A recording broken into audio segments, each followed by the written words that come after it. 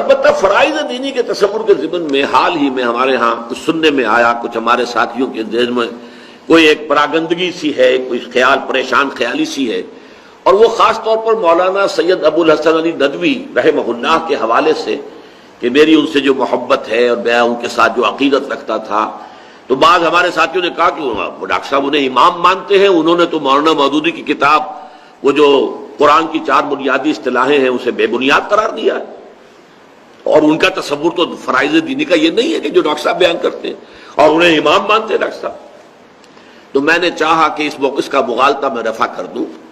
میں انہیں نیکی کا پاور پیک سمجھتا ہوں، نیکی بے انتہا تھی ان میں، اسی طریقے سے روحانیت کی بھی ایک مشعل سمجھتا ہوں۔ دونوں اعتبارات سے مجھے ان سے محبت ہے، تھی، اب بھی ہے، رہے گی، لیکن میں انہیں اس اعتبار سے ان کے تصور کو بالکل غلط سمجھتا ہوں، بے بنیاد سمجھتا ہوں۔ ان کی تنقید مولانا مودودی کے اس فکر کے اوپر بے بنیاد ہے، اور بالکل تقریباً اسی جگہ وہ پہنچ گئے ہیں اس اعتبار سے کہ جہاں وحید الدین خان صاحب کچھ عرصے پہلے پہنچے تھے۔ لیکن یہ چیز جو ہے یہ اپنی جگہ پر ہے، لیکن میں نے اسی خیال سے کہ کہیں اس بنا پر بھی ہمارے ساتھیوں کے ذہنوں میں کہیں کوئی مغالطے پیدا ہو رہے ہوں، تو اب ان کے انتقال پر جو میں نے مضمون لکھنا شروع کیا ہے، ابھی اس کی 2 قسطیں آئی ہیں، تو پہلے قسط میں تو وہ پہلی بات آ گئی ہے کہ ان سے وہ ان کی نیکی، ان کی روحانیت، یہ شرافت، مجسمہ، شرافت کا مجسمہ واقعتاً، یعنی اس میں اب ظاہر باتیں فوت ہو چکے ہیں، اللہ کے ہاں جا چکے ہیں، اور میرا اب ان سے کوئی رابطہ نہیں، نہ کچھ ان سے لینا ہے، نہ کچھ نہ دینا ہے، لیکن یہ کہ میں مانتا ہوں سب کے سامنے کہ میں انتہائی نیکی کا پاور پیک، جیسے کہ کسی میں کوٹ کوٹ کر نیکی بھر دی گئی، اور یہ کہ ان کے اندر یہ روحانیت، اس میں کوئی شک نہیں، جس کا کہ میں نے اس مرتبہ لکھا ہے کہ پھر مجھے جا کر ان کے ہاں رائے بریلی میں جا کر مجھ پر یہ راز بھی کھل گیا کہ یہ ان کا پس منظر ہے، 300 سال کا پس منظر ہے۔ شاہ عالم اللہ نے جو بنایا تھا یہ دائرہ یا تکیہ، شاہ عالم اللہ، اس کی روحانیت، اس کا مرکز، ظاہر بات ہے ایک شخص کا ماضی جو ہے وہ بہت کچھ جو ہے اس کی شخصیت میں، جیسے مجھے ایک مرتبہ میں نے خطبہ جمعہ سنا تھا مولانا سید ابو بکر غزنوی رحمہ اللہ کا، تو میں حیران ہو گیا تھا کس قدر عظیم خطبہ وہ تھا، اور کتنا خطیبانہ انداز تھا، اور اس کے اندر جو جلال تھا جو خطیب کا فی الواقع ہونا چاہیے۔ تو پھر میں نے اس کے بعد دیکھا، میں نے کہا ہاں ان کے پیچھے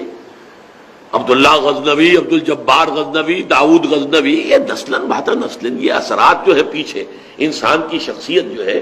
جس کو میں نے اب لکھا ہے، جیسے بابا گرو نانک کی تصویر جب بھی کبھی ہم دیکھتے تھے، اب تو کبھی دیکھنے کو نہیں ملتی، لیکن جب ہمارا ہائی اسکول تو تھا، وہ انڈیا کا تھا، تو وہ تو ہر جگہ کتابوں میں بھی لکھی ہوئی تصویر، تو پیچھے سورج چمکتا ہوا دکھایا جاتا ہے ان کے، یہ ہمیشہ ان کی تصویر کا جزو لازم ہے۔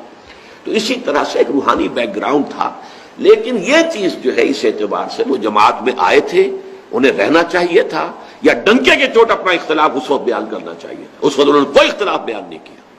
اور بعد میں آ کر وہ بھی بہت عرصے کے بعد 30-35 برس کے بعد جو ہے وہ کتاب لکھی ہے، وہ کتاب بھی بہت کمزور ہے، اس میں گویا کہ کنڈون کیا گیا ہے ساری جو ہماری تاریخ ہے۔ اس کا میں نے ایک بات لکھی ہے کہ اگر یہ سب کچھ ٹھیک ہی رہا تھا تو پھر یہ بیڑا غرق کیوں ہوا ہے؟ حساب میرا جو کا تو، کلبہ میرا ڈوبا کیوں؟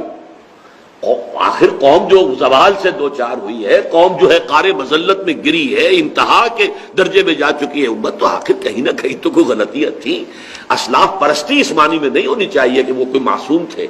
ہاں یہ ہے کہ ان کے اپنے اپنے حالات تھے، ان کے پس منظر میں رکھ کر ان کے کاموں کو سمجھا جائے، ان کی عزت کی جائے، احترام کیا جائے، خام خواہ توہین اور بے عزتی کرنی بھی اسلاف کی درست نہیں ہے، لیکن یہ کہ یہ اسلاف پرستی بھی صحیح نہیں، کوتاہی ہوئی ہے، دینی تصور کے اندر بھی رفتے رفتے کمی آئی ہے، دین کی بجائے مذہب بنتا چلا گیا ہے، یہاں تک کہ ایک بہت بڑے جو ہے صوفی بھی اور عالم بھی کہتے ہیں کہ ہمیں کوئی کام ایسا نہیں کرنا چاہیے جو ہمارے انگریز حکمرانوں کو تشویش میں ڈال دے، اس لیے کہ انہوں نے ہمیں مذہبی آزادی دے رکھی ہے، جس پر اقبال نے پھر وہ پھپتی چست کی ہے کہ ملا کو جو ہے ہند میں سجدے کی اجازت، ناداں یہ سمجھتا ہے کہ اسلام ہے آزاد۔ اسلام کے اس انقلابی فکر کی تجدید کرنے والا تو یہ علامہ اقبال ہے، پھر اس پر تعمیل کی کوشش کرنے والے ابو الکلام بھی تھے، ابو العلا بھی تھے، اور تیسرے نمبر پر ہم